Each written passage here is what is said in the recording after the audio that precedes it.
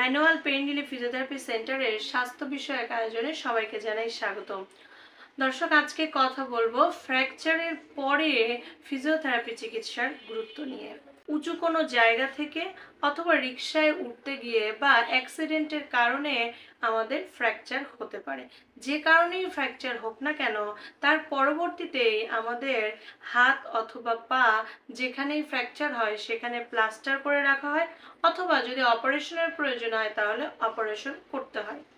সেই ক্ষেত্রে দীর্ঘদিন সেই জয়েন্ট কিন্তু ইমমোবিলাইজ থাকে, অর্থাৎ সেই জয়েন্টের কোনো নড়াচড়া বা মুভমেন্ট বন্ধ থাকে। যখন সেই সময়সীমা পার হয়ে যায়, অর্থাৎ অপারেশন বা প্লাস্টার খোলার পরবর্তীতে, তখন সেই জয়েন্টের মুভমেন্ট কমে যায়, ব্যথা থাকে, মাসেলের কন্ট্রাকচার ডেভেলপ করে, জয়েন্ট স্টিফ হয়ে যায়, মুভমেন্ট লিমিটেড হয়ে যায়, ফাংশনাল ডিফিকাল্টিস দেখা দেয়, অর্থাৎ প্রতিদিনের যে কাজকর্ম অ্যাক্টিভিটি অফ ডেইলি লিভিংয়ে হ্যাম্পার করে। সেই ক্ষেত্রে আমাদের কিন্তু অবশ্যই ফ্র্যাকচারের পরে ফিজিওথেরাপি শুরু করতে হবে। এখানে আরেকটা বিষয়, প্লাস্টার খোলার পরেই বলে দেওয়া হয় যে সেই জয়েন্টকে ভাঁজ করানো, সোজা করা, এই কাজটি করার জন্য বাসায় রুগীকে।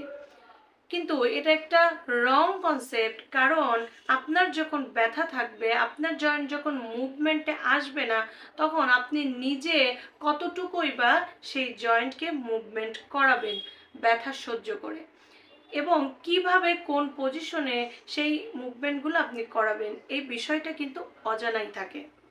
এই জন্য ফ্র্যাকচারের পরবর্তীতে যদি অপারেশন বা প্লাস্টার হয়ে থাকে, তারপরেই আমাদের ফিজিওথেরাপি শুরু করতে হবে।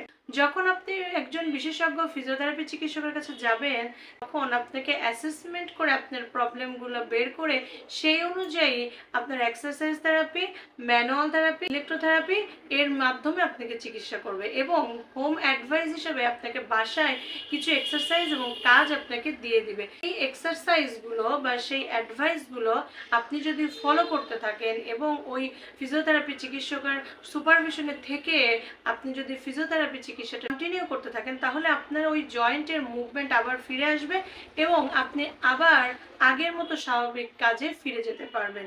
অনেকেরই কিন্তু দেখা যায় যে ফ্র্যাকচারের পরে কোনো ফিজিওথেরাপি চিকিৎসা নেয় না, এবং ফিজিওথেরাপি চিকিৎসা যে নিতে হবে এই বিষয়েও অবগত থাকে না, যার ফলে তারা সারা জীবনের জন্যই দেখা যায় তাদের মুভমেন্ট লিমিটেশন থেকে যায়, বা জোড়াটা বাঁকা থাকে, এবং অনেক ধরনের জটিলতা থেকে যায়। দর্শক, ভিডিওটি শেয়ার করে দিন এবং সবাইকে জানার সুযোগ করে দিন। ধন্যবাদ সবাইকে। দেখা হবে অন্য কোনো প্রোগ্রামে। আসসালামু আলাইকুম।